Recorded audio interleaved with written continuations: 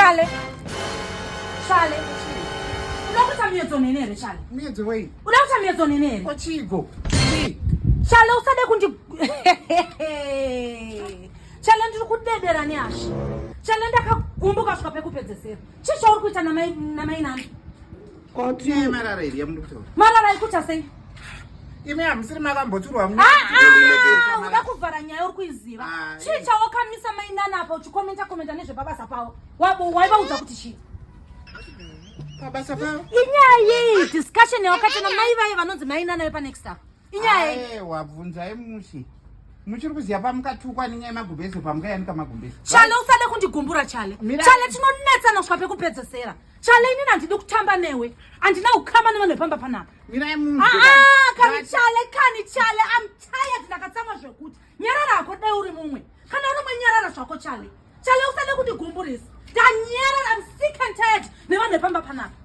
Kana makuda kupinda mumarriage yangu, don't last thing kusvika pekupedzesera. Ende ndakagumbuka. Dai uri mumwe nyarara zvako kuti zii chale.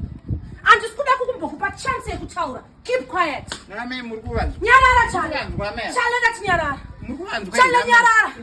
Chale nyarara. Amajili mbatsura mwana wenyu. Uri kuti? Amajili mbatsura mwana wenyu. Ndati uri kuti? Amajili mbatsura mwana wenyu. Iwe buda. Get out. Get out. Andi buda. Tsura mwana wenyu. Kuti? Handisi kubuda. Tsura mwana wenyu. Ndajira sinaba. Tsura mwana wenyu. Tsura mwana wenyu majili. Tsura. Buda endo. Tsura mwana wenyu. I'm sick and tired nevanhu vepamba panapa. Munoda kundigumburisa stereke. Amai mukadzunzu.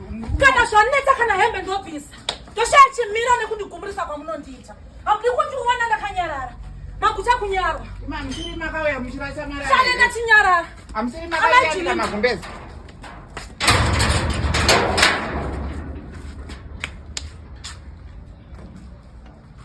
Anopenga. Mina waya tikupenga ndikamuti ndiwakauya kuzorasa munyaya yemarara nyaya yemagumbezi anzi ye mere chamene Wakadi. Wakaita izvo. Iwo unoita zvakangwaroka. Ndakaita izvo zvakangwara mukadzi uya akatobvuma. Ndakati yaiwa goko. Saka iwo unoita sei chicha ukaita? Amina anzi ndabata iri mameseji mufoni. Kuti yekuti chale soso noti ndada kutaura nemurume wacho pafoni tiitayo madhira eku. havasiri vere mai vati vako vaenda vakamuudza.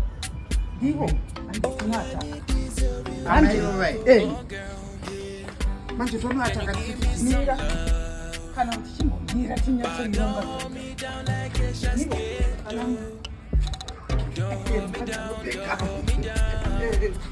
handiyaimba chironzo